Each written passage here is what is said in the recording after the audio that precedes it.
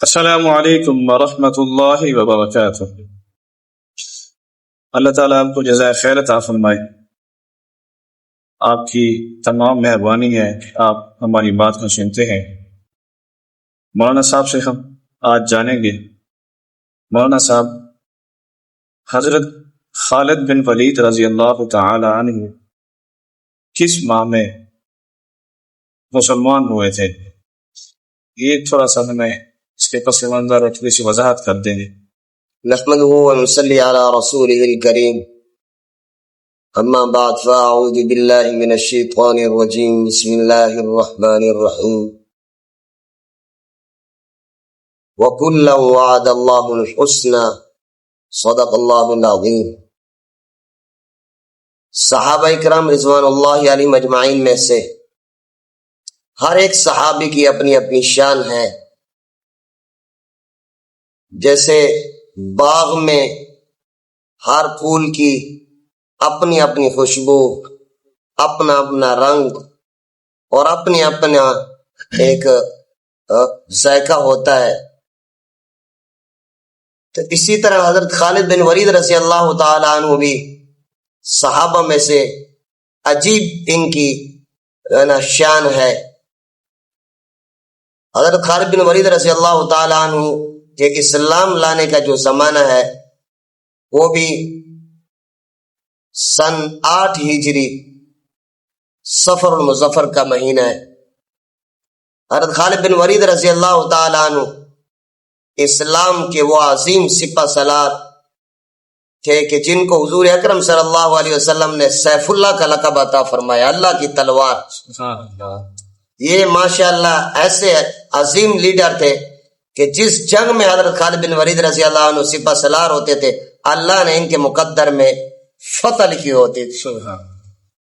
تو کیونکہ اللہ تعالی حضور اکرم صلی اللہ علیہ وسلم نے ان کا لقب اس سیف اللہ، اللہ کی تلوار رکھ دیا تھا، تو اب اللہ کی تلوار کو کون گرا سکتا ہے، کون شکست دے سکتا ہے؟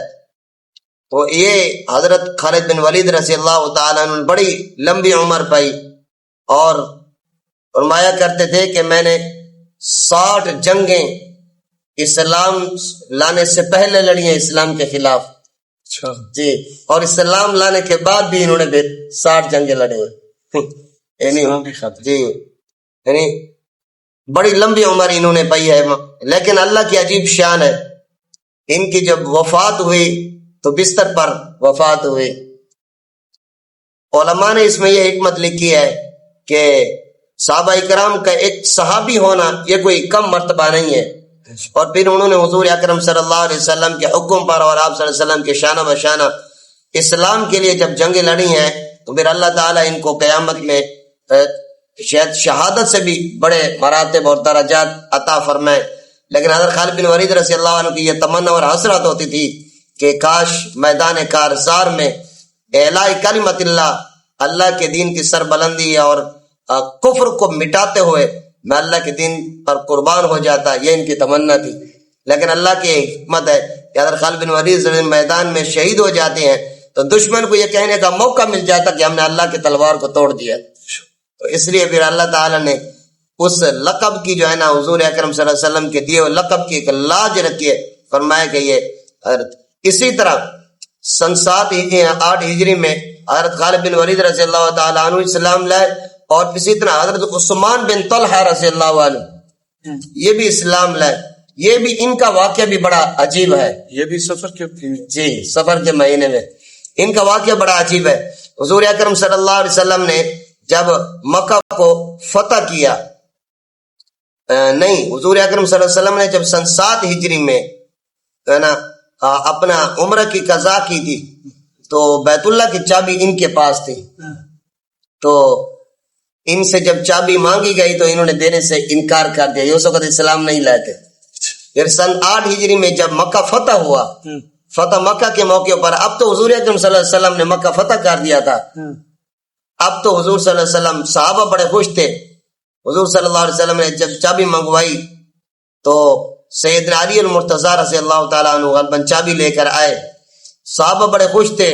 ہر صحابی کی یہ تمنا اور چاہ تھی کہ حضور اکرم صلی اللہ علیہ وسلم یہ بیت اللہ کی چابی مجھے دیں گے، لیکن حضور اکرم صلی اللہ علیہ وسلم نے فرمایا کہ بھائی عثمان بن طلحہ کو بلاؤ.